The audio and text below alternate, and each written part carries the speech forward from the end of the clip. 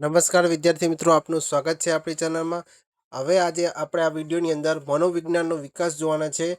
આ વિડીયોની અંદર આપણે બધા જ જે ટૉપિક મનોવિજ્ઞાનના રિલેટેડ જે પણ ટૉપિક હશે એ બધા જ આ વિડીયોમાં જોવાના છે અને લાસ્ટમાં આપણે MCQ સોલ્વ કરવાના છે.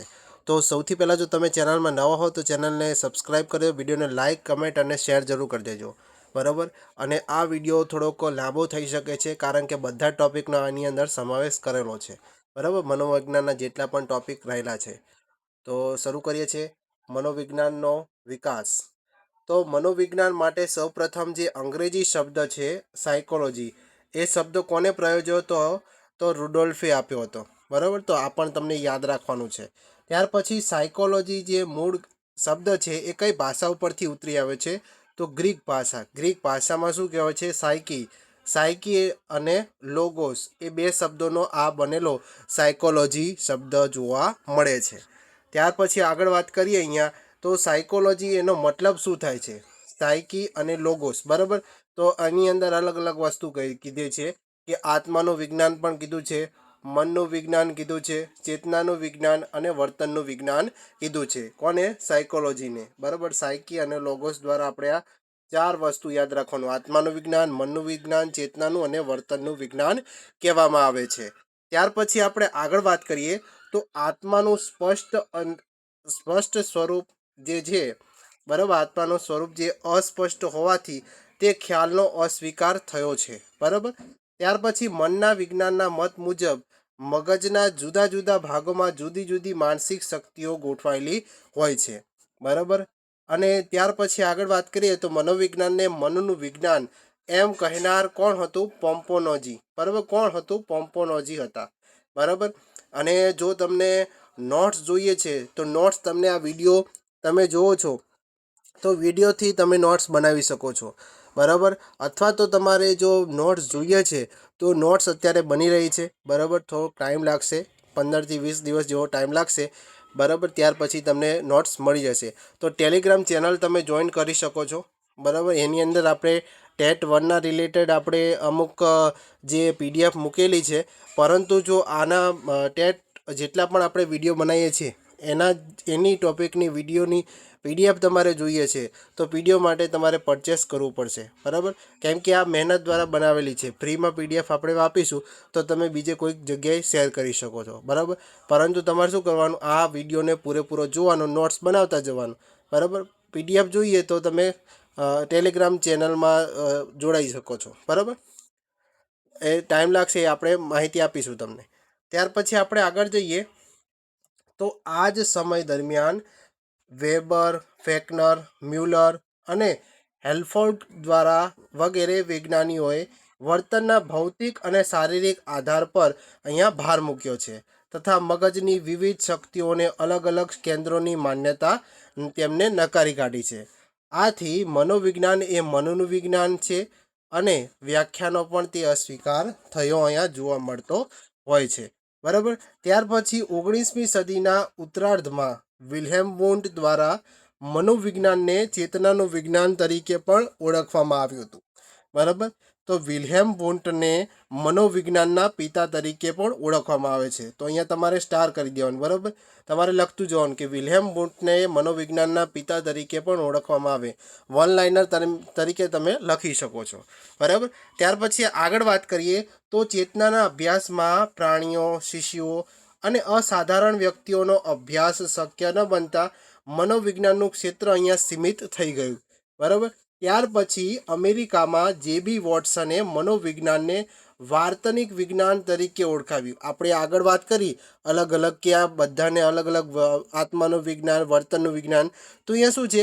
અલગ અલગ માહિતી તમને આપેલી છે કે JB વોટસને શું કર્યું? વાર્તનિક વિજ્ઞાન તરીકે ઓળખ્યું. કોને?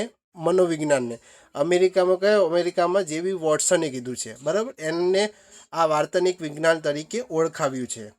ચેતનાના અભ્યાસ માટે વુન્ટે દર્શાવેલી આંતરનિરીક્ષણ પદ્ધતિના સ્થાને વોટસને વર્તનના અભ્યાસ માટે બાહ્ય નિરીક્ષણ પદ્ધતિ ઉપર ભાર મૂક્યો છે. અને માત્ર વર્તનને જ મનોવિજ્ઞાનના વિષય વસ્તુ તરીકે સ્વીકાર્યું છે. હવે જે આ આંતરનિરીક્ષણ પદ્ધતિ, બાહ્ય નિરીક્ષણ પદ્ધતિ એ આપણે આગળ જઈને જોવાના જ છે. બરાબર, તો વિડીયોને સ્કીપ ભૂલથી પણ ના કરતા, કેમ કે ઇમ્પોર્ટન્ટ છે. બરાબર, જો તમે તૈયારી કરી રહ્યા હો તો વિડીયો તો ખાસ જોવો જ પડશે. બરાબર, ત્યાર પછી આગળ જઈએ કે આપણે જોઈ શકીએ છીએ કે માનવી એ જાગૃત હોય કે સૂતો હોય, અથવા કામ કરતો હોય કે શાંતિથી બેઠો હોય, અથવા સમુદ્રના તળિયે હોય કે અવકાશમાં હોય, દરેક પરિસ્થિતિમાં પ્રત્યક્ષ જોઈ શકીએ અથવા ન જોઈ શકીએ તેવું કશુંક તો તે કરતો જ રહેતો હોય છે. આ તેનું બાહ્ય અથવા આંતરિક વર્તન આપણે કહી શકીએ છીએ. આમ મનોવિજ્ઞાન છે એ માનવીના આવા બાહ્ય અને આંતરિક શારીરિક, માનસિક અને વર્તનના અભ્યાસ કરનારું વિજ્ઞાન આપણે કહી શકીએ છીએ. હવે મનોવિજ્ઞાનની કેટલીક વ્યાખ્યાઓ છે, એની સમજૂતી છે, એના ટોપિક પર આપણે આગળ જઈએ છીએ. બરાબર, તો આ વ્યાખ્યાઓમાંથી પણ તમને પૂછાઈ શકે છે. હવે મનોવિજ્ઞાન એ માનવી અને પ્રાણીના વર્તનનું વિજ્ઞાન છે, આવું કોણે કહ્યું છે? તો સીટી મોર્ગને કહ્યું છે. બીજી વ્યાખ્યાની વાત કરીએ તો મનોવિજ્ઞાન એ માનવીની તમામ માનસિક અને શારીરિક પ્રવૃત્તિઓનો વૈજ્ઞાનિક અભ્યાસ છે, આવું કહ્યું છે હિલગાર્ડ એટકિન્સને. ત્રીજી વ્યાખ્યાની વાત કરીએ તો મનોવિજ્ઞાન એ વાતાવરણના સંદર્ભમાં માનવી અને માનવેતર પ્રાણીઓના વ્યક્ત થતા વર્તનનો અભ્યાસ કરતું એક વિજ્ઞાન છે. બરાબર, તો એ કોણે કીધું છે? H.E. ગેરેટે. તો અહીંયા શું વાત કરી છે? વર્તનની વાત કરેલી છે. તો તમે શોર્ટમાં વર્તન જ્યારે શબ્દ આવે તો તમે પ્રાણીઓ, માનવી અને પ્રાણીઓની વાત કરે, બરાબર, ત્યારે વર્તનને વાત કરે બંનેની, તો તમારે H.E. ગેરેટ તમારે સિલેક્ટ કરવાનો છે અથવા આપવાનો છે જવાબ.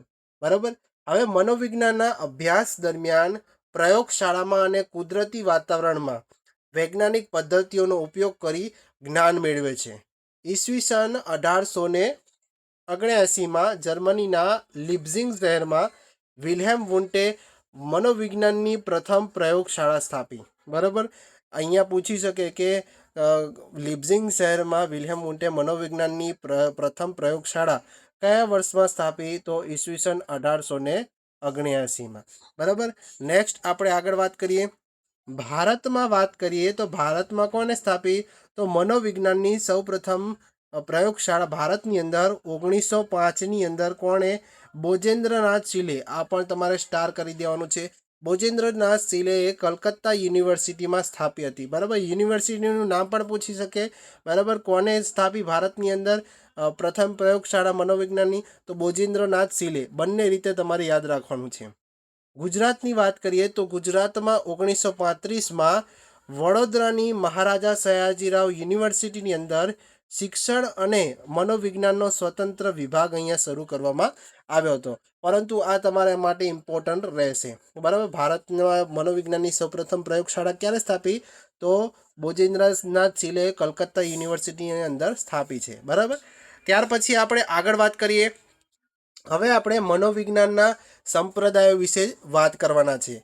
બરાબર, પહેલાં અહીંયા તફાવતની પોઈન્ટ વાઇઝ જોઈએ છે અને પછી આખા જ ટોપિક વિશે સમજીશું. બરાબર, હવે પહેલો સંપ્રદાય છે રચનાવાદ. તો રચનાવાદની માન્યતા અને પદ્ધતિ શું છે?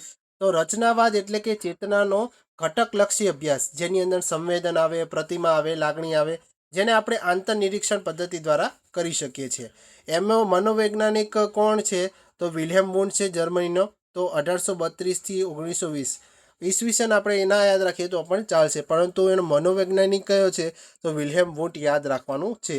કાર્યવાદ વાત કરીએ તો કાર્યવાદ એટલે કે ચેતના દ્વારા થતા વિવિધ કાર્યો અને વાતાવરણ સાથેની આંતરક્રિયા કરે છે. એનું જે મનોવૈજ્ઞાનિક છે એ વિલિયમ જેમ્સ છે, અમેરિકાનો, ઈસવીસન 1842થી 1910 દરમિયાન. બરાબર, ત્યાર પછી આવે છે વર્તનવાદ. વર્તનવાદ એટલે પ્રગટ વર્તનનો જ અભ્યાસ બાહ્ય નિરીક્ષણ પદ્ધતિ અને પ્રયોગ પદ્ધતિમાં ઉત્પન્ન થતો હોય છે. મનોવૈજ્ઞાનિક કયો છે? તો જે.બી. વોટસન, અમેરિકાનો જ છે, ઈસવીસન 1878થી 1958 સુધી. સમષ્ટિવાદની વાત કરીએ તો સમષ્ટિવાદની અંદર સમૂહ, જૂથ, સંગઠન અને સમગ્રતા કહી શકીએ. એમાં ઘટકોનો નહીં પરંતુ સમગ્રતાનો અહીંયા અભ્યાસ કરવામાં આવે છે. મનોવૈજ્ઞાનિક કયો છે? તો મેક્સ વર્ધીમર, જે જર્મનીનો છે, 1880થી 1943 જોવા મળે છે. પછી આવે છે મનોવિશ્લેષણવાદ. એની અંદર વાત કરીએ તો એમાં અર્ધચેતન મન અને અચેતન મનનું મહત્વ જોવા મળે છે. એની અંદર બાળપણના અનુભવની સમગ્ર પુખ્ત વ્યક્તિ પર અસર થતી નિરીક્ષણ કરવામાં આવે છે. સ્વપ્ન વિશ્લેષણ, મુક્ત સાહચર્ય વગેરે જોવા મળે છે. એનો મનોવૈજ્ઞાનિક કયો છે તો સિગમન્ડ ફ્રોઈડ, બરાબર, વિયેના, ઓસ્ટ્રિયા, 1856 થી 1939 દરમિયાન. બરાબર. હવે આપણે એની ડિટેલમાં ચર્ચા કરીએ. તો પહેલો જોઈએ છે આપણે રચનાવાદ.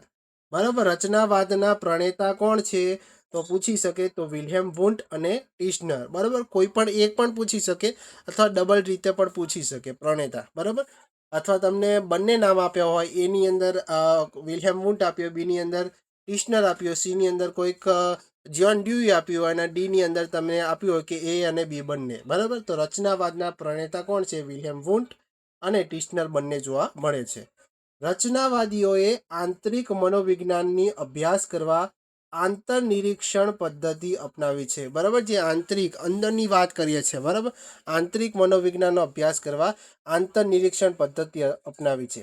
અહીંયા શું થાય છે કે ચેતના અનુભવનું વિજ્ઞાન થાય છે. જે ચેતના છે મગજની અંદર, બરાબર, એ ચેતના અનુભવનું અહીંયા વિજ્ઞાન જોવા મળે છે. આંતરનિરીક્ષણ પદ્ધતિ એટલે કે કોને કહી શકાય? આંતરનિરીક્ષણ એટલે કે જે પોતાનું નિરીક્ષણ કરતો હોય, સ્વનિરીક્ષણ, એ હાલતી ચાલતી પ્રયોગશાળા અભ્યાસ વિષય પ્રતિમા, જેની અંદર લાગણી, સંવેદન એટલે કે જે આપણા ચેતન અનુભવો છે એ અંદર રચનાવાદની અંદર જોવા મળે છે. ત્યાર પછી બીજો વાદ છે કાર્યવાદ. કાર્યવાદના પ્રણેતા કોણ છે તો વિલિયમ જેમ્સ અને તેના શિષ્ય જ્હોન ડ્યુઈ. બરાબર. એ આધુનિક મનોવિજ્ઞાનના પિતા તરીકે કોણ ઓળખવામાં આવે છે તો વિલિયમ જેમ્સ. તો આ પણ તમારે સ્ટાર કરી દેવાનું છે કે આધુનિક મનોવિજ્ઞાનના પિતા કોણ છે? William James. કાર્યવાદના પ્રણેતા કોણ છે તો વિલિયમ જેમ્સ અને એમના શિષ્ય જ્હોન ડ્યુઈ. બંને યાદ રાખવાના છે. ત્યાર પછી આગળ વાત કરીએ તો અમેરિકાની જે કેમ્બ્રિજ મેસેચ્યુસેટ્સ યુનિવર્સિટીમાં વિલિયમ જેમ્સે પ્રયોગશાળા સ્થાપી હતી. ત્યાર પછી આગળ વાત કરીએ તો ખૂબ જ ઇમ્પોર્ટન્ટ કહી શકાય એવો અહીંયા ટોપિક છે કે મનોવિજ્ઞાનના સિદ્ધાંતો એટલે કે પ્રિન્સિપલ ઓફ સાયકોલોજી પુસ્તકના લેખક કોણ છે? બરાબર. આ પણ પૂછાઈ શકે. તો એ લેખક છે વિલિયમ જેમ્સ. ત્યાર પછી જ્હોન ડ્યુઈએ ભારતમાં કલકત્તામાં લ્યુમ્બિની પાર્ક ખાતે પ્રયોગશાળા સ્થાપી છે. બરાબર. જ્હોન ડ્યુઈએ ભારતમાં કલકત્તામાં લ્યુમ્બિની પાર્ક ખાતે પ્રયોગશાળા સ્થાપી છે. બરાબર. અથવા તો તમને એવું પૂછે કે ભારતમાં કલકત્તામાં લ્યુમ્બિની પાર્ક ખાતે પ્રયોગશાળા કોને સ્થાપી છે તો જ્હોન ડ્યુઈએ સ્થાપી છે. બરાબર. તો બંને રીતે આપણે સમજતા જવાનું અને MCQ આપણે જાતે પણ બનાવતા જવાનું છે. નેક્સ્ટ આપણે આગળ વાત કરીએ. ત્રીજો જે વાત છે એ વર્તનવાદ છે. બરાબર. તો વર્તનવાદના પ્રણેતા કોણ છે તો JB વોટસન. તે કેવા છે? અમેરિકાના છે. અહીંયા વર્તન અને વાતાવરણ બંને બાજુ તમે વર્તન કેવું પડે છે ને આજુબાજુનું જે વાતાવરણ છે એને આપણે વર્તનવાદને અહીંયા મહત્વ આપતા જોવા મળે છે. અહીંયા એ ઈસવીસન 1913માં અમેરિકામાં વર્તનવાદની અહીંયા સમજૂતી આપેલી છે. બરાબર. તેમણે બાહ્ય નિરીક્ષણ પદ્ધતિ આપી છે જેને આપણે જોઈ શકીએ કે નિરીક્ષણ કહી શકીએ. બરાબર. જોઈ શકીએ. બરાબર. બાહ્ય એટલે બહારની. ત્યાર પછી તમે મને એક ડઝન બાળકો આપો, હું તમને કહો તે ડૉક્ટર, વકીલ, એન્જિનિયર કે ભિખારી બનાવી દઉં. આવું કોણે કીધું છે આ વાક્ય તો JB વોટસને આવું કીધું કે તમે એક ડઝન મને બાળક આપો તો હું તમને તમારે જે બનાવવું હોય કે ડૉક્ટર, વકીલ, એન્જિનિયર તો ભિખારી હું તમને બનાવી શકું છું. આવું કોણે કીધું છે? JB વોટસને કીધું છે. ખૂબ જ ફેમસ છે આ. બરાબર. તો આ યાદ રાખજો. ત્યાર પછી આ જે ઉપરના તમામ ઉપરોક્ત વિધાન જે છે એ વાતાવરણનો નિર્દેશ કરતો જોવા મળે છે. ત્યાર પછી જે ચોથો વાદ છે સમષ્ટિવાદ, જેને ગેસ્ટાલ્ટ વાદ તરીકે પણ ઓળખવામાં આવે છે. એના પ્રણેતા કોણ છે તો વર્ધીમર, કોહલર અને કોફકા. જે ફી એટલે કે ફિનોમિનન જે ત્રિપુટી તરીકે ઓળખવામાં આવે છે, વર્ધીમર, કોહલર અને કોફકા. કોહલર છે એ સમષ્ટિવાદ સંપ્રદાય સાથે જોડાયેલા છે. ત્યાર પછી આવે છે મનોવિશ્લેષણવાદ, જેના પ્રણેતા સિગમન્ડ ફ્રોઈડ છે અને અચેતન મનનો ખ્યાલ મનોવિશ્લેષણવાદ ઉપર આધારિત છે. તો આ પાંચે પાંચ જે વાદ આપેલા છે, વાદમાં યાદ રાખવાના. એવું હોય ને તો નોટ્સ સાથે બનાવતા જવાનું છે. ત્યાર પછી આપણે આગળ વાત કરીએ કે મનોવિજ્ઞાનના ધ્યેયો કયા છે. તો મનોવિજ્ઞાનના 3 ધ્યેયો છે. પહેલું છે વર્ણન અને સ્પષ્ટીકરણ અથવા તો વર્તનની સમજ અને સ્પષ્ટીકરણ. બીજું છે આગાહી કરવી અને ત્રીજું છે નિયંત્રણ. અહીંયા અભિરુચિ એ મનોવિજ્ઞાનનું ધ્યેય જોવા મળતું નથી, તો એ ખાસ ધ્યાન રાખવાનું છે. હવે મનોવિજ્ઞાનના લક્ષણો કયા જોવા મળે છે, કેરેક્ટરિસ્ટિક કયા હોય છે. તો પહેલું છે પુનરાવર્તન, બીજું પરિવર્તન, ત્રીજું નિયંત્રણ અને ચોથું વસ્તુલક્ષિતા અથવા સમાનતા. અહીંયા મનોવિજ્ઞાનનું સૌથી અગત્યનું લક્ષણ કયું જોવા મળે છે, નિયંત્રણ. બરાબર, એ ખાસ યાદ રાખવાનું છે. હવે આપણે મનોવિજ્ઞાનના જે અભિગમો છે એ અભિગમો જોઈએ, જે તમને આવનારી ટાટની જે પણ પરીક્ષા આવે, સેકન્ડરી કે હાયર સેકન્ડરી, એમાં તમને ઉપયોગ થઈ શકે છે. હવે જૈવ અભિગમ એટલે કે જૈવ અભિગમ કોણ આપે, તો વેબર અને ફેકનર, હેલ્મહોલ્ટ્ઝ. એની વાત કરીએ તો ઉદ્દીપક પ્રતિક્રિયા અભિગમ કહેવાય છે. બીજું છે વાર્તનિક અભિગમ, જે વોટસને આપેલો છે. બોધાત્મકની વાત કરીએ તો બોધાત્મક ઉપચાર, એમાં એરોન બેક છે. બોધાત્મક વિકાસની વાત કરીએ તો જીન પિયાજે તમારે મગજમાં યાદ રાખવાનું છે. માનવવાદી અભિગમ છે, એમાં અબ્રાહમ મેસ્લો, એ જરૂરિયાત અને પ્રેરણા ઉપર આધારિત છે. મનોગત્યાત્મક અભિગમ છે એ સિગમન્ડ ફ્રોઈડે આપેલો છે. ત્યાર પછી છઠ્ઠો છે સામાજિક સાંસ્કૃતિક અભિગમ. તો આ ટોટલ 6 અભિગમ છે. બરાબર, તો અભિગમ વિશે આપણે વિસ્તૃત ચર્ચા કરીએ. પેલો છે જૈવ અભિગમ. આ જૈવ અભિગમની વાત કરીએ તો એ પહેલાં જે પણ વિદ્યાર્થીઓ હજુ વિડીયોને લાઇક નથી કર્યો, તમારા મિત્રો સુધી હજુ શેર નથી કર્યો, તો શેર જરૂર કરી દેજો. તો અહીંયા તે માનવ વર્તનને સમજવા માટે વ્યક્તિના મૂળમાં રહેલા જે રંગસૂત્રો હોય, જનીન તત્વો હોય, ગ્રંથિઓના રસસ્રાવો, ચેતા પ્રવાહો, શરીર રચના કે જ્ઞાનેન્દ્રિયો હોય, સ્નાયુતંત્ર હોય, કર્મેન્દ્રિયો હોય વગેરેનો અહીંયા આધાર લેતો હોય છે. પરંતુ કેટલાક આંતરિક અનુભવો અને અમુક પ્રકારના વર્તનની સમજૂતી આપવામાં આ અભિગમ નિષ્ફળ નીવડતો હોય છે. બરાબર, કયો અભિગમ, જૈવ અભિગમ. ત્યાર પછી આગળ વાત કરીએ તો માનવીનું વર્તન એ જૂથ ક્રિયાઓ, સામાજિક સાંસ્કૃતિક વાતાવરણ ઉપર પણ આધાર રાખતી છે, જ્યાં જૈવિક ક્રિયાઓને સ્થાન જોવા મળતો નથી. આમ જૈવીય અભિગમ છે એ પોતાની મર્યાદાઓ પણ ધરાવતો હોય છે. બરાબર, કે એની અંદર જૈવી અભિગમમાં શું હોય છે કે માનવીનું વર્તનમાં જૂથ ક્રિયાઓ, સામાજિક સાંસ્કૃતિક વાતાવરણ પર આધાર રાખતું હોય છે, જે એક મર્યાદા તરીકે આપણે જોઈ શકીએ છીએ. ત્યાર પછી આગળ વાત કરીએ છીએ, બીજો અભિગમ છે વાર્તનિક અભિગમ. વાર્તનિક એટલે કે વોટસને આપેલો છે. તો વોટસનનો વર્તનવાદી અભિગમ તરીકે પણ આપણે યાદ રાખીએ છીએ. આ વર્તનવાદી અભિગમ એ વર્તનને ઉદ્દીપક તરીકે ઉપયોગમાં કરવામાં આવતી પ્રતિક્રિયા તરીકે પણ ઓળખવામાં આવતો હોય છે. આથી તેને ઉદ્દીપક પ્રતિક્રિયા અભિગમ તરીકે ઓળખવામાં આવે છે. આ વોટસનના આ અભિગમ વ્યક્તિના બાહ્ય પ્રગટ વર્તનને જ કેન્દ્રમાં રાખી અભ્યાસ કરે છે. એટલે બહારનું જે વર્તન કરતું હોય છે એના ઉપર આ જે અભિગમ છે જોવા મળે છે. અને માત્ર જોઈ શકાય તેવા પ્રગટ વર્તનો જેવા કે વાણી, મુખભાવ, ચેષ્ટાઓ, શારીરિક હલનચલન જ વર્તન ગણે છે. બરાબર, બહારના જે પણ વાણી બોલીએ છે, બરાબર, બહારથી જે બોલે છે, મુખભાવ, બરાબર, જે બોલે છે, પછી શારીરિક જે હલનચલન કરે છે, બહારના દેખાવની વાત કરેલ છે, તો વર્તન કરે છે, એને જ અહીંયા વોટસન ના અભિગમમાં જોવા મળે છે, વાર્તનિક અભિગમમાં. બરાબર, નેક્સ્ટ આગળ વાત કરીએ તો આ અભિગમને વાર્તનિક અભિગમ તરીકે પણ ઓળખવામાં આવે છે, જે આપણે આગળ વાત કરી. વાર્તનિક અભિગમના વિકાસમાં ફાળો આપનાર મનોવૈજ્ઞાનિક કયા કયા છે, તો વોટસન છે. એના ઉપરાંત બીજા કયા છે, તો સ્કિનર છે, ગ્રંથિ છે, ટોલમેન છે વગેરેનો ફાળો અહીંયા મુખ્ય જોવા મળે છે. બરાબર, ત્યાર પછી હવે આપણે વાત કરીએ છીએ બોધાત્મક અભિગમ. બોધાત્મક અભિગમની વાત કરીએ તો આ અભિગમ અનુસાર માનવી એ કમ્પ્યુટર જેવું યંત્ર છે, જેમાં ઉદ્દીપકની માહિતી અંદર જાય છે, એટલે કે ઇનપુટ કહી શકીએ. તેના પર અર્થઘટન, પૃથ્થકરણ જેવી બોધાત્મક પ્રક્રિયાઓ થતી હોય છે. બરાબર, એટલે કે ઇન્ફોર્મેશન પ્રોસેસિંગ થાય છે. અને ત્યાર પછી પ્રતિક્રિયા બહાર આવે છે, એટલે કે બહાર આઉટપુટ આપે છે. આમ માનવી એ સ્વયંસ્ફુરિત રીતે સક્રિય હોય છે, જાતે જ કેવું હોય છે, સ્વયંસ્ફુરિત સક્રિય રીતે જોવા મળતો હોય છે. નેક્સ્ટ આગળ વાત કરીએ તો માનવ વર્તનને સમજવા માટે આ અભિગમ વિચારણા, સ્મૃતિ, સમસ્યા ઉકેલ, નિર્ણય પ્રક્રિયા જેવા જટિલ પરિબળોને સમજવાના પ્રયાસો કરતા હોય છે. ત્યાર પછી આવે છે ચોથો અભિગમ, જેને આપણે મનોગત્યાત્મક અભિગમ તરીકે ઓળખીએ છીએ. આ અભિગમ એ માનવીના મનના અજ્ઞાત પાસા પર ભાર મૂકે છે. બરાબર, જે જાણતા નથી. આપણે અજ્ઞાત કોને કહીએ? કે જ્યાં જાણતા નથી. જ્ઞાત એટલે જે જાણીએ છીએ. બરાબર. મનોવિશ્લેષણવાદી સિગમન્ડ ફ્રોઈડ આપેલા અચેતન મનના સિદ્ધાંતોને આધારે વર્તન માટે તેમાં પડેલી વાર્તનિક શક્તિને જવાબદાર ગણાવે છે.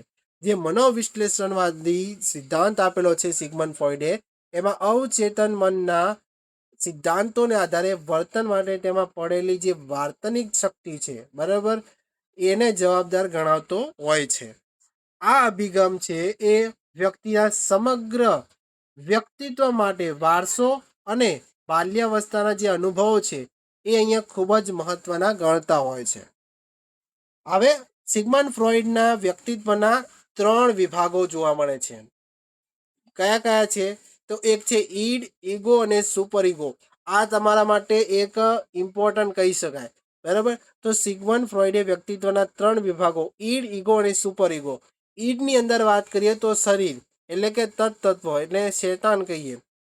ઈગો એની અંદર મન આવે અને સુપર ઈગોની અંદર આત્મા. મનની અંદર વાત કરીએ તો અહમ, જેની વાસ્તવિકતા છુપાયેલી છે. આત્મા એટલે કે ઉપરી અહમ, એટલે કે નૈતિક મૂલ્ય સાથે સંકળાયેલું છે. તો આ 3 વ્યક્તિત્વના 3 વિભાગો પાડ્યા છે સિગમન્ડ ફ્રોઈડે. બરાબર. ઈડ, ઈગો અને સુપર ઈગો તમને MCQsમાં પૂછાઈ શકે છે. બરાબર.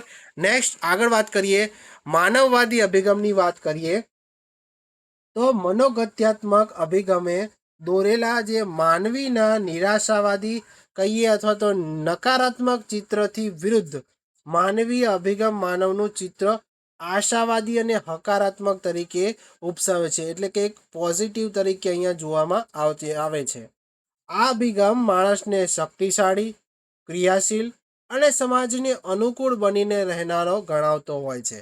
બરાબર.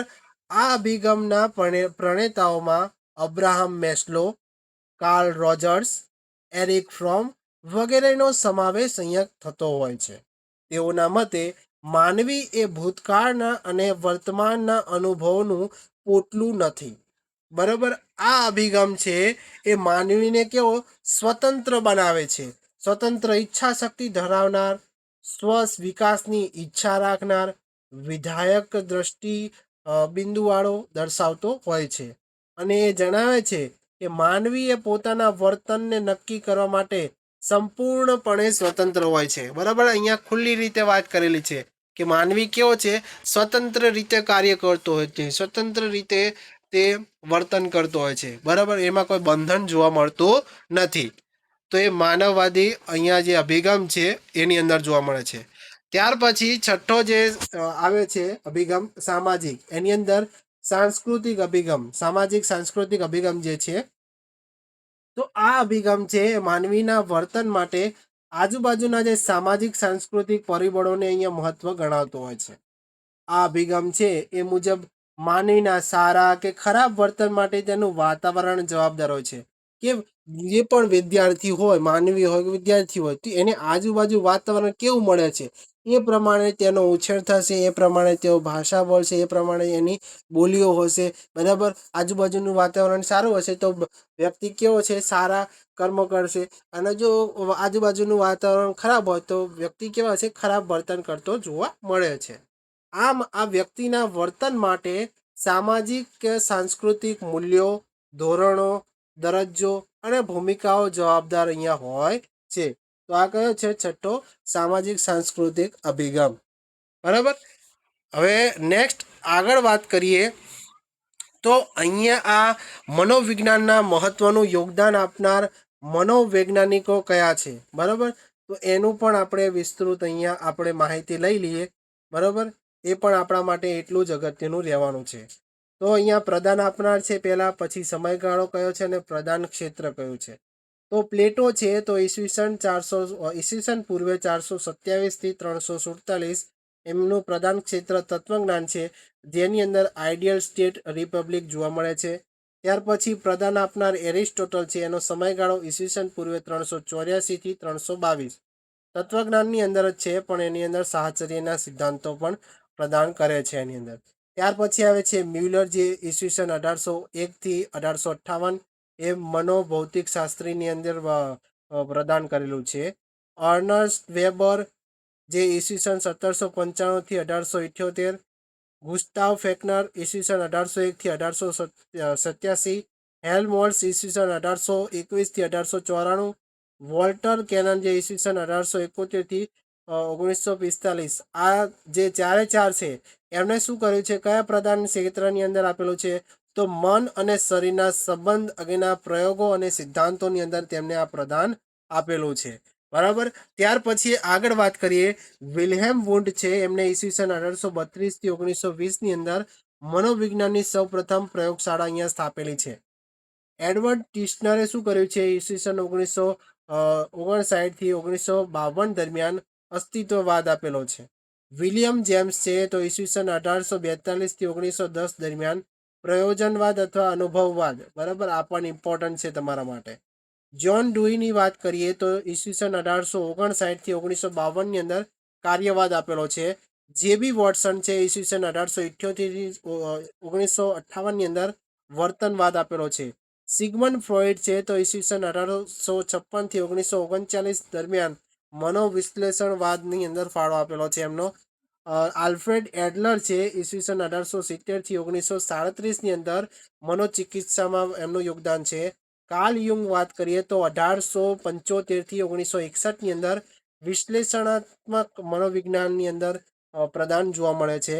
આઈપી પાવલોવ છે, ઈસવીસન 1849 થી 1936 ની અંદર શિક્ષણ ક્ષેત્રે શાસ્ત્રીય અભિસંધાન જોવા મળે છે. બીએફ સ્કિનર છે, ઈસવીસન 1904 થી 1990 ની અંદર અભિક્રમિત અધ્યયન અને કારક અભિસંધાન, જેને આર તરીકે ઓળખીએ છીએ, તો એની અંદર ફાળો જોવા મળે છે. ત્યાર પછી આગળ વાત કરીએ, એબિંગ હોસ છે, ઈસવીસન 1850 થી 1909 ની અંદર સ્મૃતિ અંગેના પ્રયોગોની અંદર એમનું પ્રદાન જોવા મળે છે. હવે આપણે વાત કરીએ છીએ આધુનિક મનોવિજ્ઞાનનો વિકાસ, એની અંદર શું વાત કરેલ છે, તો 1875 વિલિયમ જેમ્સે શું કર્યું છે, મનોવિજ્ઞાનનો સૌ પ્રથમ અભ્યાસ કર્યો છે. 1878 ની અંદર અમેરિકામાં મનોવિજ્ઞાનની સૌ પ્રથમ પીએચડીની પદવી એનાયત થઈ હતી. 1879 ની અંદર મનોવિજ્ઞાનની સૌ પ્રથમ પ્રયોગશાળા લિપ્ઝિગ યુનિવર્સિટીમાં વિલ્હેમ વુન્ડ દ્વારા સ્થાપવામાં આવી. આ તમે એક પ્રકારે વન લાઇનર પણ તમે કહી શકો છો. બરાબર. ત્યાર પછી આગળ વાત કરીએ 1883 ની અંદર, તો એ અમેરિકાની સૌ પ્રથમ મનોવિજ્ઞાનની પ્રયોગશાળા જ્હોન હોપકિન્સ યુનિવર્સિટીમાં આપેલી છે. 1885 ની અંદર વાત કરીએ તો એબિંગ હોસે સ્મૃતિ પર પુસ્તક પ્રકાશિત કર્યું છે 1885માં. 1886 ની અંદર જ્હોન ડ્યુઈએ સૌ પ્રથમ મનોવિજ્ઞાનમાં અમેરિકન પાઠ્યપુસ્તક બહાર પાડ્યું હતું. બરાબર. 1890 ની અંદર વાત કરીએ તો વિલિયમ જેમ્સે મનોવિજ્ઞાનના સિદ્ધાંતો નામનું પુસ્તક પ્રગટ કર્યું છે. 1900 ની અંદર વાત કરીએ તો સિગમન્ડ ફ્રોઇડનું સ્વપ્ન અર્થઘટન પરનું પુસ્તક પ્રકાશિત ક્યારે થયું હતું, 1900 ની અંદર. ત્યાર પછી 1903 ની અંદર વડોદરા રાજ્યના મહારાજા સયાજીરાવ વડોદરામાં માનસિક રોગોની હોસ્પિટલ શરૂ કરવામાં આવી હતી. 1906 ની અંદર વાત કરીએ તો કોલકાતા યુનિવર્સિટીના તત્વજ્ઞાન વિભાગમાં મનોવિજ્ઞાનની ભારતની સૌ પ્રથમ પ્રયોગશાળા શરૂ કરવામાં આવી હતી. 1912 ની અંદર વાત કરીએ તો 1863 થી અમદાવાદમાં મેન્ટલ એસાઇલમ તરીકે શરૂ થયેલી સંસ્થાને બ્રિટિશ કાઉન્સિલે મેન્ટલ હોસ્પિટલનો દરજ્જો એમને આપેલો છે. ત્યાર પછી આગળ વાત કરીએ, 1912માં મેક્સ વર્ધીમરે સમષ્ટિવાદ અભિગમ આપ્યો છે. 1913 ની અંદર જ્હોન વોટસને વર્તનવાદ રજૂ કરેલો છે. 1916માં કોલકાતા યુનિવર્સિટી ખાતે ભારતનો સૌ પ્રથમ મનોવિજ્ઞાન વિભાગ શરૂ થયો છે. 1922ની અંદર વાત કરીએ તો મનોવિજ્ઞાનને ભારતીય વિજ્ઞાન પરિષદમાં સ્થાન મળ્યું છે. 1924ની અંદર વાત કરીએ તો ભારતીય મનોવિજ્ઞાન મંડળની સ્થાપના થઈ છે.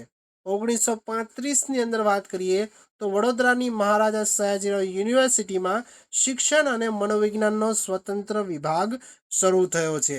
ત્યાર પછી આગળ વાત કરીએ તો 1940ની અંદર કોલકાતામાં લ્યુમ્બિની પાર્ક મેન્ટલ હોસ્પિટલની સ્થાપના કરવામાં આવી છે. 1945ની અંદર વાત કરીએ તો ભારતીય સંરક્ષણ ક્ષેત્રે મનોવિજ્ઞાન શાખાની સ્થાપના દ્વારા સંરક્ષણમાં મનોવિજ્ઞાનનો ઉપયોગ શરૂ થયો છે. ત્યાર પછી આગળ વાત કરીએ તો અમદાવાદમાં મનોદુર્બળ બાળકોની વૈજ્ઞાનિક રીતે સાર સંભાળ લેતા BM ઇન્સ્ટિટ્યૂટની સ્થાપના કરવામાં આવી છે. 1955માં બેંગલુરુ ખાતે માનસિક સ્વાસ્થ્ય અને ચેતા વિજ્ઞાનની રાષ્ટ્રીય સ્થાપના થઈ છે, જેનું નામ છે નિમ્હાન્સ. નિમ્હાન્સ એટલે national Institute of Mental Health and Neuro science. આનું પૂરું નામ પણ તમને પૂછી શકે છે. બરાબર. નેક્સ્ટ આગળ વાત કરીએ 1957ની વાત કરીએ તો મનોવિજ્ઞાનનું પ્રથમ નોબેલ પારિતોષિક હર્બર્ટ સિમોનને પ્રાપ્ત થયે છે, એનાયત થયેલું છે. 1962ની અંદર વાત કરીએ તો રાંચી ખાતે માનસિક રોગોની હોસ્પિટલ શરૂ થઈ છે. 1972ની અંદર વાત કરીએ તો પ્રથમ ભારતીય સર્વેક્ષણ દ્વારા હાથ ધરાયેલું સંશોધન પ્રકાશિત થયેલું છે. હવે આપણે ભારતમાં મનોવિજ્ઞાનનો ઉદ્ભવ ક્યારે થયો અને એની અંદર વિકાસ કયા કયા થયેલા છે એ જાણીએ. તો 1905ની અંદર બોજેન્દ્રનાથ ચીલ દ્વારા કોલકાતા યુનિવર્સિટી ખાતે મનોવિજ્ઞાનની પ્રથમ પ્રયોગશાળા સ્થાપવામાં આવી અને મનોવિજ્ઞાનનો એક વિષય તરીકે અભ્યાસ શરૂ કરવામાં આવ્યો. 1916ની અંદર વાત કરીએ તો કોલકાતા યુનિવર્સિટીમાં જ મનોવિજ્ઞાન વિભાગ સૌ પ્રથમ શરૂ કરવામાં આવ્યો, જેનું અધ્યસ્થ સ્થાન ડૉક્ટર NN સેનગુપ્તાએ સંભાળ્યું છે. બરાબર. ત્યાર પછી 1922ની અંદર વાત કરીએ તો ભારતીય વિજ્ઞાન પરિષદમાં મનોવિજ્ઞાનને સામેલ કરવામાં આવ્યું છે. 1924ની અંદર ઇન્ડિયન સાયકોલોજિસ્ટ એસોસિએશન સ્થાપવામાં આવ્યું છે. 1928ની અંદર વાત કરીએ તો ડૉક્ટર NN સેનગુપ્તા અને રાધાકમલ મુખર્જીએ સામાજિક મનોવિજ્ઞાન પર પ્રથમ પુસ્તક પ્રકાશિત કર્યું છે. ત્યાર પછી આગળ વાત કરીએ 1949ની અંદર તો સંશોધન ક્ષેત્રે મનોવૈજ્ઞાનિક સંશોધન શાખાની સ્થાપના કરવામાં આવી છે. ત્યાર પછી આગળ વાત કરીએ 1954ની અંદર તો અલ્હાબાદમાં બ્યુરો ઓફ સાયકોલોજીની સ્થાપના કરવામાં આવી છે. 1954ની અંદર વાત કરીએ તો બેંગલુરુમાં National Institute of Mental Health and Neuro Science એટલે કે નિમ્હાન્સની સ્થાપના કરવામાં આવી છે. 1962ની અંદર રાંચીમાં માનસિક રોગોની હોસ્પિટલ શરૂ થઈ છે. 1989ની અંદર નેશનલ એકેડમી ઓફ સાયકોલોજીની ભારતની અંદર સ્થાપના થયેલી છે. ત્યાર પછી 1997માં હરિયાણાના ગુડગાંવમાં National Brain Research Centre NBRC સ્થાપવામાં આવ્યું છે. હવે ગુજરાતમાં મનોવિજ્ઞાનનો વિકાસ શું થયો છે તો એ પણ જોઈ લઈએ, એ પણ એટલો જ ઇમ્પોર્ટન્ટ છે. 1935ની અંદર વાત કરીએ તો વડોદરામાં શિક્ષણ અને મનોવિજ્ઞાનનો વિભાગ શરૂ થયો છે. 1912ની અંદર અમદાવાદમાં આવેલ મેન્ટલ એસાયલમને બ્રિટિશ કાઉન્સિલ મેન્ટલ હોસ્પિટલ તરીકેનો દરજ્જો આપ્યો છે. ગુજરાત સરકાર દ્વારા જુલાઈ 1982ની અંદર હોસ્પિટલને માનસિક આરોગ્યની હોસ્પિટલ નામ અપાયું છે. ત્યાર પછી આગળ વાત કરીએ 1951માં અમદાવાદમાં માનસિક સ્વાસ્થ્ય માટેની BM ઇન્સ્ટિટ્યૂટની સ્થાપના થઈ છે, જેમાં માનસિક સ્વાસ્થ્ય ક્ષેત્રે ઘણું કામ થયું છે. 1952ની અંદર અમદાવાદ ખાતે ગુજરાત યુનિવર્સિટીમાં મનોવિજ્ઞાન વિભાગ શરૂ કરાયો છે. બરાબર. ત્યાર પછી એની અંદર જ વાત કરીએ તો અમદાવાદમાં અટીરા એટલે કે Ahmedabad textile industries research association સંસ્થામાં છેલ્લા 5 દાયકાથી ઉદ્યોગમાં ઉપજતા માનવ વર્તનના તેમજ માનવ શક્તિના ઉપયોગને લગતા પ્રશ્નોમાં સંશોધન માટેનો વિભાગ કામ કરી રહ્યો છે. હવે આપણે આના MCQ જોઈએ. મનોવિકાસના જે MCQ છે એ આપણે જોઈએ છીએ. બરાબર. તો જે પણ વિદ્યાર્થીઓ હજુ સુધી વિડીયોને લાઇક ના કર્યો લાઇક કરી દેજો અને વિડીયોને અંત સુધી જોયા બાદ વિડીયોને સબસ્ક્રાઈબ કરી લેજો ચેનલને અને કમેન્ટ કરજો કે વિડીયો કેવો લાગ્યો. પહેલો પ્રશ્ન છે કે મનોવિજ્ઞાન એટલે કે સાયકોલોજી શબ્દ કઈ ભાષામાંથી ઉતરી આવ્યો છે? તો તમારો જવાબ આવશે ગ્રીક ભાષા પરથી ઉતરી આવ્યો છે. ત્યાર પછી આગળ વાત કરીએ, ભારતમાં મનોવિજ્ઞાન ક્ષેત્રમાં સૌ પ્રથમ પ્રયોગશાળા ક્યારે સ્થાપવામાં આવી છે? તો 1905ની અંદર. મનોવિજ્ઞાન કયા વિષયમાંથી ઉદ્ભવેલ છે? તો મનોવિજ્ઞાન છે એ તત્વજ્ઞાનમાંથી ઉદ્ભવેલ છે. મનોવિજ્ઞાન એ માનવીના વર્તનનો અભ્યાસ શાના સંદર્ભમાં છે? તો વાતાવરણના સંદર્ભમાં. નેક્સ્ટ આગળ વાત કરીએ, મનોવિજ્ઞાનને વિજ્ઞાન તરીકેનો દરજ્જો ક્યારથી પ્રાપ્ત થયો છે? તો 1879થી. મનોવિજ્ઞાનનું વિષય વસ્તુ શું છે? તો મનોવિજ્ઞાન એ વર્તનનું વિજ્ઞાન છે, એટલે વિષય વસ્તુ વર્તન જોવા મળશે. નેક્સ્ટ ક્વેશ્ચન જોઈએ, અચેતન મનનો સિદ્ધાંત કોણે આપ્યો છે? તો સિગમન્ડ ફ્રોઈડે. ત્યાર પછી અહીંયા જોડકા જોડવાની વાત કરેલી છે. તો જોડકામાં જે રચનાવાદ છે, રચનાવાદ કોની સાથે સહસંબંધ ધરાવે છે? વિલ્હેમ વુન્ટે આપેલો છે. ત્યાર પછી કાર્યવાદ છે એ વિલિયમ જેમ્સ સાથે સંકળાયેલ છે. વર્તનવાદ છે જેબી વોટસન સાથે સંકળાયેલ છે. સમષ્ટિવાદ છે એ વર્ધીમાન કોલન અને કોફકા સાથે સંકળાયેલ છે. મનોવિશ્લેષણવાદ છે એ સિગમન્ડ ફ્રોઈડ સાથે જોડાયેલો છે. તો પહેલામાં ડી, બીજામાં સી, ત્રીજામાં બી, ચોથામાં ઈ અને પાંચમામાં એ રીતે જોવા મળશે. નેક્સ્ટ ક્વેશ્ચન જોઈએ, નીચેના વિધાનો ચકાસો. પહેલું વિધાન આપેલું છે, ઈસવીસન 1879માં મનોવિજ્ઞાનની પ્રથમ પ્રયોગશાળા જર્મનીમાં લિપ્ઝિગ શહેરમાં સ્થપાઈ છે. તો આ પહેલું વિધાન સાચું છે. બીજું વિધાન કહે છે આ પ્રયોગશાળા સ્થાપના વિલિયમ જેમ્સ દ્વારા કરાઈ છે. તો આ વિધાન ખોટું છે. પહેલું વિધાન સાચું અને બીજું વિધાન ખોટું છે. નેક્સ્ટ ક્વેશ્ચન જોઈએ, મનોવિજ્ઞાનને પ્રયોગાત્મક સ્વરૂપ આપવામાં યશ કોને ફાળે જાય છે? તો વિલ્હેમ વુન્ટને ફાળે જાય છે. નેક્સ્ટ ક્વેશ્ચન જોઈએ, રચનાવાદીઓએ કઈ પદ્ધતિનો ઉપયોગ કર્યો છે? તો રચનાવાદીઓએ આંતરનિરીક્ષણ પદ્ધતિનો ઉપયોગ કર્યો છે. વર્તનવાદના પ્રણેતા કોણ છે? તો વર્તનવાદના પ્રણેતા વોટસન છે. નેક્સ્ટ ક્વેશ્ચન જોઈએ, કોના મતે મનોવિજ્ઞાન માનવી અને પ્રાણીના વર્તનનું વિજ્ઞાન કહેવામાં આવે છે? તો સીટી મોર્ગન દ્વારા. મનોવિશ્લેષણવાદના પ્રણેતા કોણ છે? તો સિગમન્ડ ફ્રોઈડ. નેક્સ્ટ ક્વેશ્ચન જોઈએ, વાર્તનિક અભિગમને બીજા કયા નામથી ઓળખવામાં આવે છે? તો ઉદ્દીપક પ્રતિક્રિયા અભિગમ. ઓપ્શન સી તમારો સાચો જવાબ આવશે. નેક્સ્ટ ક્વેશ્ચન જોઈએ, માનવવાદી અભિગમના પ્રણેતા કોણ છે? તો મેસ્લો. નેક્સ્ટ ક્વેશ્ચન જોઈએ, ઇન્ડિયન સાયકોલોજી એસોસિએશનની સ્થાપના ક્યારે કરી હતી? તો ઈસવીસન 1924ની અંદર. નેક્સ્ટ ક્વેશ્ચન જોઈએ, કોના મતે માનવી એ ભૂતકાળના અને વર્તમાનના અનુભવનું પોટલું નથી? તો માનવવાદી. નેક્સ્ટ ક્વેશ્ચન જોઈએ, મનોવિજ્ઞાનને ભારતીય વિજ્ઞાન પરિષદમાં સ્થાન ક્યારે પ્રાપ્ત થયું છે? તો 1922ની અંદર. નીચેનામાંથી મનોવિજ્ઞાનનું લક્ષણ કયું જ નથી? તો એ છે ઓપ્શન સી આગાહી. એ ઓપ્શન નથી. નેક્સ્ટ ક્વેશ્ચન જોઈએ, પ્રિન્સિપલ ઓફ સાયકોલોજી પુસ્તકના રચયિતા કોણ છે? તો વિલિયમ જેમ્સ. નેક્સ્ટ ક્વેશ્ચન જોઈએ, આધુનિક મનોવિજ્ઞાનના પિતા કોણ ગણાય છે? તો વિલિયમ જેમ્સ. નેક્સ્ટ ક્વેશ્ચન જોઈએ, ભારતીય મનોવિજ્ઞાનના પિતા તરીકે કોણ જાણીતું છે? તો બોજેન્દ્રનાથ સીલ. ઓપ્શન બી તમારો સાચો જવાબ આવશે. નેક્સ્ટ ક્વેશ્ચન જોઈએ, મનોવિજ્ઞાનનો વિકાસનો સાચો ક્રમ કયો જોવા મળે છે? તો અહીંયા પહેલા આત્મા આવશે, મન, ચેતના અને વર્તન આવશે. તો આ ક્રમ તમારે યાદ રાખવાનો છે. નેક્સ્ટ ક્વેશ્ચન જોઈએ, મનોવિજ્ઞાનનું સૌ પ્રથમ નોબેલ પ્રાઇઝ કોને મળ્યું છે? તો પાવલોને મળ્યું છે. હવે અગાઉની પરીક્ષામાં પ્રશ્ન પૂછાયેલા એ જોઈ લઈએ. તો મનોવિજ્ઞાનની સૌપ્રથમ વ્યાખ્યા કોના દ્વારા આપવામાં આવી હતી? અથવા મનોવિજ્ઞાન એ કયો વિજ્ઞાન કહેવામાં આવે છે? તો આત્માનું વિજ્ઞાન કહેવામાં આવે છે.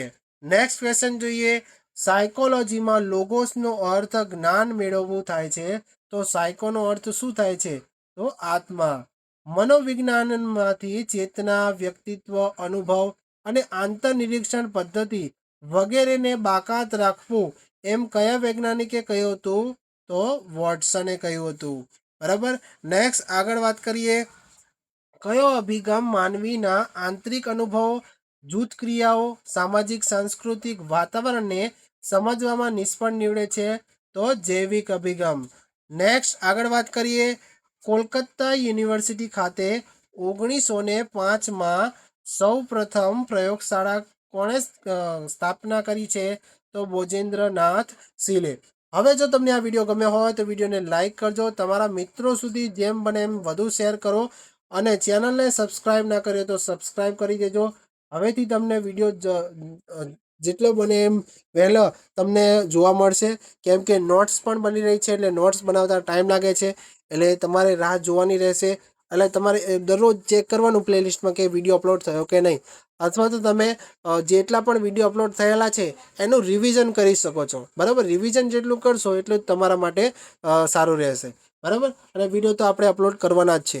બરાબર, અને નોટ્સ માટે તમે ટેલિગ્રામ ચેનલ જોઈન કરી શકો છો અને જેટલું પણ તમે વધારે શેર કરશો એટલું જ આપણે જલ્દી નોટ્સ અપલોડ કરીશું. અથવા જે પણ વિદ્યાર્થીઓ ફ્રીમાં નોટ્સ મેળવવા માગે છે તો ફ્રીમાં તો નોટ્સ નહીં મળે, પરંતુ જ્યારે પણ નોટ્સ બની જશે ત્યારે એક આખું શૈક્ષણિક મનોવિજ્ઞાન છે એ બધા જ ટોપિકનો સમાવેશ એક પીડીએફ તમને પરચેસ કરવી પડશે.